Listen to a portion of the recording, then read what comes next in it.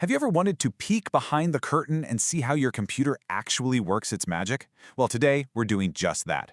We're going to demystify the basic language of Python, which is one of the most popular and, frankly, powerful programming languages out there. Let's translate this secret language of code into something we can all understand. So how does a computer take our clicks and commands and turn them into actions? Like launching a game or sending an email. It can feel impossibly complicated, right? But the whole entire process really just boils down to one thing: language. And here's the secret. Programming isn't some kind of wizardry. It's just learning a new language. It has vocabulary, and most importantly, it has rules. Just like learning English or Spanish, once you get the hang of the basic structure, you can start forming your own sentences and telling the computer exactly what you want it to do. Think about it. In English, we need proper grammar to make sense. The sentence on the right? It's just a jumble of words, total nonsense. Well, in programming, these grammar rules are called syntax.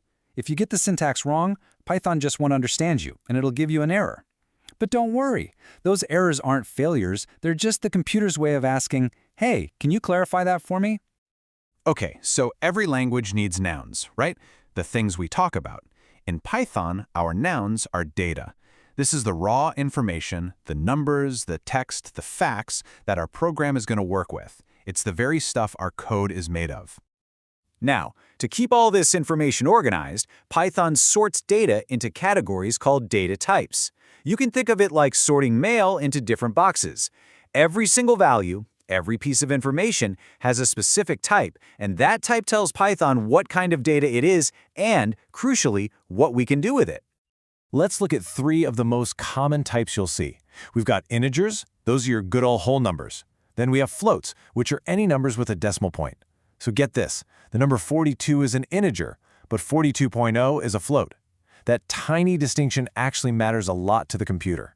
And finally, we have strings, which is just the programmer's way of saying text, and it's always wrapped in quotes. So if data are the nouns, then operators must be the verbs. These are the action words. They let us actually do things with our data, like adding numbers or joining pieces of text together. This is where our code really starts to come alive. These symbols, like the plus sign or the multiplication sign, are our operators. And when you combine them with our data, our values, you create something called an expression, like 2 plus 2. And really, Python's most fundamental job is to take any expression you give it and figure it out, boiling it down to a single final value. And just like in your old algebra class, Python follows an order of operations. So if you give it 2 plus 3 times 6, it knows to do the multiplication first, which gives you 20. If you wanted the addition to happen first, you'd have to use parentheses to change that order. Now here is one of Python's really clever tricks. The meaning of an operator can actually change depending on the type of data it's working with. The plus sign adds numbers, yeah. But with strings, it joins them together. We call that concatenation. And the asterisk, it multiplies numbers, but if you use it with a string and a number, it just repeats the string over and over. This kind of flexibility is part of what makes Python so cool. But what happens when you try to mix types that just don't belong together, like adding text to a number? You get an error. Now, I know error messages look scary, but this is actually Python being helpful. It's telling you exactly what's wrong. Hey, I don't know how to add the text Alice to the number 42. It's just a logical dead end. Okay, so we can evaluate expressions like 40 plus 2 and get 42. But what if we want to save that result and use it again later? We can't just have numbers floating around in our code. And that's where variables come in. They let us give a name to a piece of data so we can find it whenever we need it. Honestly, the best way to think of a variable is just like a labeled box that lives in the computer's memory. You put a value inside the box, like the number 42, and then you write a name on the outside. Whenever you need that value, you just use the name on the box. Simple as that. So using a variable is a pretty straightforward process. First, you assign a value to it with the equal sign. Here we're putting the number 40 in a box we're calling my_age. Then you can use that name, my_age, in any expression. And finally, you can put a totally new value in the box. But be careful, when you do that, the old value gets tossed out. It's completely forgotten. All right, we've covered data, operators, and variables. These are the fundamental Lego bricks of pretty much any program you can think of. So now for the payoff. Let's snap these concepts together and watch a real, interactive program come to life. Our program is going to use a few built-in commands, programmers call them functions, that are like special tools. Print is how we'll show messages to the user. Input is our tool for getting a response back from them. Len lets us count characters. And string and int. These are our crucial translators for switching data between types. And believe me, that's going to solve that error we saw a minute ago. Okay, this line looks complicated, I get it, but it's the heart of our program. It's going to take whatever age the user gives us, add 1 to it, and then print a nice message. So let's not get intimidated. We're just going to break down exactly how Python figures this out, step by step, working from the inside out. First up, there's a key rule you gotta know. The input function always gives us a string, even if the user types in numbers. So if the user enters 4, our variable myAge is actually holding the text 4, not the number. And you can't do math with text.